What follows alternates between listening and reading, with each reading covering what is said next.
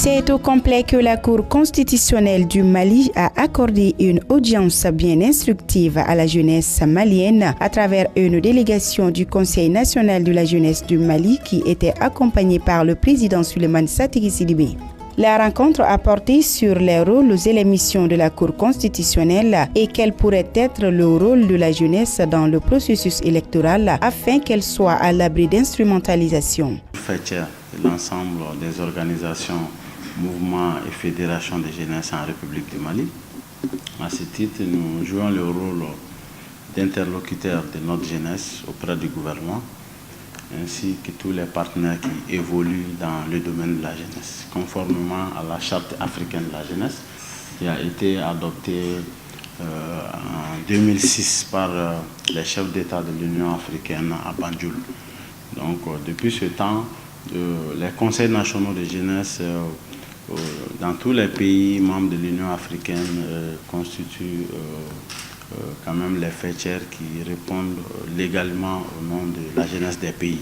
C'est dans ce cadre-là que nous, au Mali, depuis 2000, nous avions déjà cette organisation qui existait pour pouvoir aider la jeunesse à s'organiser, à avoir une seule voix. Donc nous avons notre représentation conformément au découpage administratif du pays. Et pour vous dire que dans l'ensemble des communes du Mali, nous avons 700 et quelques bureaux qu'on les appelle les conseils communaux de jeunesse. Dans tous les cercles, nous avons les conseils locaux de jeunesse. Et au niveau régional, nous avons les conseils régionaux de jeunesse. Jusqu'au niveau national, nous avons un comité exécutif national au niveau national. Donc, à côté du comité exécutif, nous avons aussi 22 grandes fédérations membres qui sont des fédérations thématiques affiliées au comité exécutif du Conseil national de la jeunesse du Mali. Donc, nous avons plus de 5000 associations de jeunesse affiliées au Conseil national de la jeunesse à travers nos démembrements seulement de Bamako. Les régions aussi, c'est des milliers d'associations qui sont affiliées. Donc l'objet de notre visite ce matin, je pense que c'est d'abord vous remercier, vous féliciter pour l'effort de la Cour constitutionnelle, non seulement dans la consolidation de notre démocratie, mais aussi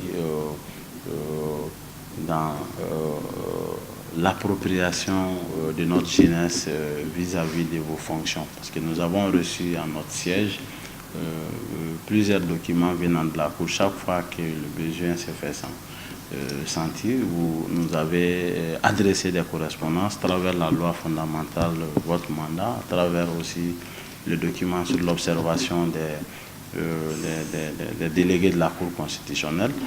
Donc nous nous sommes dit, puisque nous avons aussi un projet sur les élections, il était question pour nous de venir vous expliquer le projet et notre vision sur les élections à venir, qui sont pour nous aujourd'hui très très importantes, parce que le pays se relève petit à petit d'une crise profonde qui avait même menacé son existence. Donc le Mali n'a aucun intérêt aujourd'hui de tomber dans une autre crise post-électorale.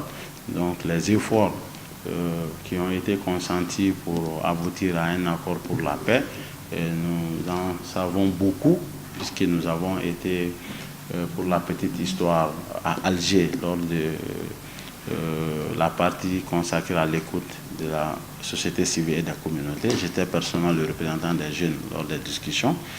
Nous avons été aussi vice-président de la conférence d'entente nationale, donc à travers aussi ma modeste personne. Donc nous sommes les mieux placés pour comprendre les efforts aujourd'hui par le gouvernement, par les institutions, les amis du Mali, la communauté internationale, qui ont quand même abouti à un accord pour la paix dans notre pays. Donc en tant que jeunes, en tant que couche majoritaire aussi, nous nous sommes dit que nous avons un très grand rôle à jouer dans l'apaisement des élections à venir.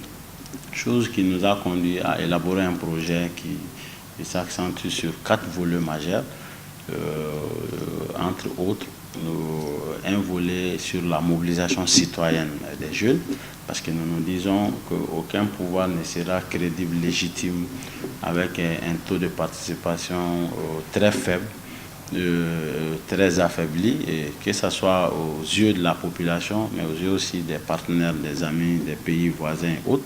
Si le pouvoir, quel qu'en soit le pouvoir qui va venir, n'est pas assez légitime par le taux de participation, ça affaiblit aussi l'autorité et la souveraineté de notre pays. Donc nous avons dit qu'il faut mobiliser les jeunes à travers des activités de sensibilisation citoyenne pour que le maximum de jeunes puissent encore s'intéresser à cette question électorale. Nous sommes surpris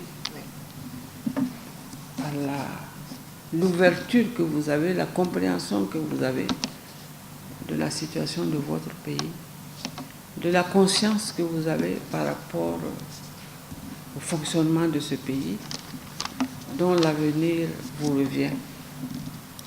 Nous sommes passés par votre chemin avant d'avoir les cheveux blancs. Et il fut un temps où il y avait un haut commissaire de la jeunesse au Mali, commissariat de la jeunesse, qui était très attentif avec les jeunes, et nous avons mené des mouvements au niveau de ce haut commissariat de la jeunesse par les temps de création de la République du Mali.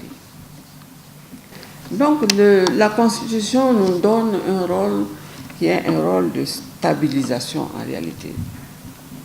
Nous sommes là pour que tout le monde respecte la Constitution. La Constitution dit tout citoyen, tout individu qui vit sur le territoire malien est obligé de respecter la Constitution. Et quand on respecte la Constitution, vous avez déjà reçu notre lettre qui disait aux uns aux autres de faire attention pour qu'on ne s'attaque pas à la dignité des gens, ce qui peut amener une condamnation. Et si on est condamné, on est inéligible. À tous les deux niveaux, les préoccupations étaient les mêmes, la neutralité des acteurs que nous sommes pour la bonne marche des élections futures. Unis, nous bâtissons.